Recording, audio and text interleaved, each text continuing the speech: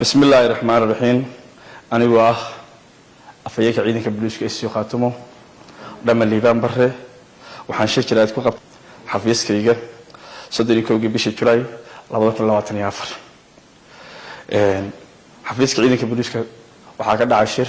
وهو جامني وسيرك أبنية إسيو خاتمه كلهم كاس واللغة الرسمية إسبرشوا وحنقوم بجويال كاها تريا عيدك بوليسك وجوه الرئيس الرئيس كوتو سياد محمود عبد الرحمن برشة كدب إسحاق الرئيس بدن باكر داعي عيدك بوليسك استخدامه يوسير كامنية وحنا لقوا هالشيء قضبي كبديهين إسلا شقين ونحسن قبل كل بعض كان لي وحوي هاي عيدك بوليسك استخدامه وحاول سوق بتي مندوريال عادي على ترى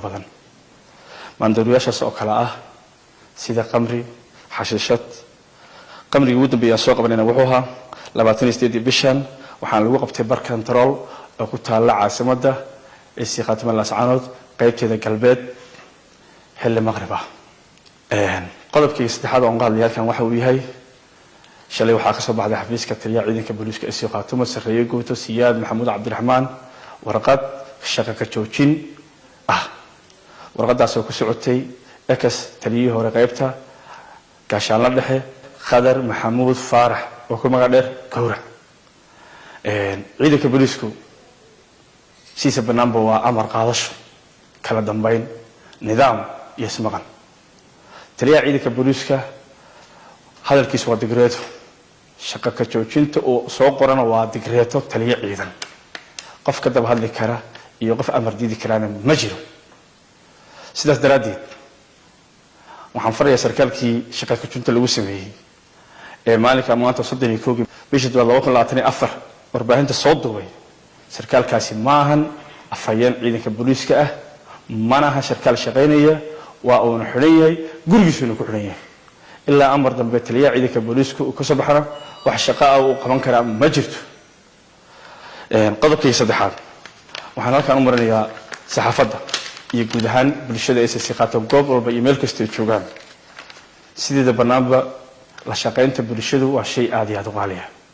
bulshadu waxaan ka codsanayaa guud ahaan saxaafadaba inay booliiska la shaqeeyaan amarka soo baxa ee taliya ciidan ama madaxweyne ama madaxweyne ku xigeen dhammaan hogaamiyaasha dawladda waxa rabaa si mug iyo miisaan leh in loo faliyo markaas kadib in lagu amal falo halkan waxaan u maranayaa saxaafadda waxay baalmareen ama meertii ka soo baxday xafiiska ciidanka booliiska sareeyo guuto siyaad maxamuud cabdiraxmaan way arkeen shaqo ka joojintii shalay la sameeyay oo warqada ahayd sidaas daraadeed inay ku amal falaan bay ahayd maysan ahayn inay sameeyaan soo duubitaan kale booliisku wuxuu leeyahay afayeenkiisuna waa aniga beejna waa uu leeyahay beejkaas uu leeyahayna wax walba oo la soo dhigo ama booliiska guud ahaantiis lagala soconayaa waxaan mar labaad ka codsanayaa saxaafadda inay si wanaagsan oo migi miisaan leh sidii awal loola shaqeyn jiray mar labaad ma saddexna noola shaqeeyaan bulshada guud ahaanteeda siina waa salaamaya sidii barnaamijka shaqana waa isla qabasho idinkana waa idinka mahad celinaa sida wanaagsan aad noola shaqeyseen guud ahaan shacabka weynaha SSC gobol bay joogaan wixii ka soo baxana shaqo joojintaas taliya ciidanku uu soo dhigayna anigu afayeenka ciidanka booliiska aan shaaciyeyna waa idin la soo socodsiin doonaa afayeen ma santahay afayeen saa sheegtayba shalayto waxa soo baxday warqad shaqada ka joojinaysan taliyaha qaybta gobolka Sool saacada ka hor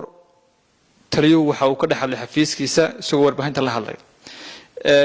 sidaba shaqada ku joojinaysan taliyaha shaqadiisii wata oo xafiiskiisii jooga oo shaqadiisii wata meena taas ka dhiganayaan bulshada laftigeeda jahwarar ku dhacayo oo laftigeena booliiskii ka shaqeynaya amniga sharciga laftigeena abaal marsantiin wariga waa maasan tahay marka koobaad ilaahay ma dadka marka xigana shacabka guudeysi wax khalkhal galin la yiraahdo ma jirto taliya hore qaybta shaqo ka joojin baa lagu sameeyay shacabka isisiin waxaan ka codsanaynaa sidii ay shaqadii ay nala wadeen inay mar labaad sii wadaan oo si dartar leh u sii wadaan marka xigta waxaa soo baxday waraaq shaqo ka joojin ilaa amar dambana way shaqoonaysaa warqadaas shaqadii qaybtana waxaa haya taliyaha qaybta baa hadda haya ilaa iyo amar dambana isaga haynaya wixii ka soo baxana waa idila wadaagi doonaa guud ahaan shacabka SSC meel kasta joogtaan macmiil ku shuba 0.5 oo hel unlimited internet muddo 24 saacadood ah adigoo isticmaalaya xidhmada Kaynaan haddaba si aad ugu shubato xidhmada casriga ah ee Kaynaan raac tilmaamahan haddii aad haysato dollar garaac xidig 885 afargees kadib geli passwordkaaga ama PIN-kaaga kadib dooro 0 oo ah xidhmada casriga ah ee Kaynaan haddii aad haysatid cash ama lacagta shilinka Somaliland garaac xidig 225 afargees kadib geli passwordkaaga ama PIN-kaaga kadib dooro 0 oo ah xidhmada casriga ah ee Kaynaan waxa kale oo prepaid-kaaga u beddelan kartaa internet adigoo isticmaalaya xidig 344 gees kadibna dooranaya number 1 oo ah xidhmada Kaynaan ku xidhiidhso kombiyuutarkaaga oo ku dhammaysa hawlahaaga shaqo ku kaaftoon adeega Kaynaan taya waa Telesom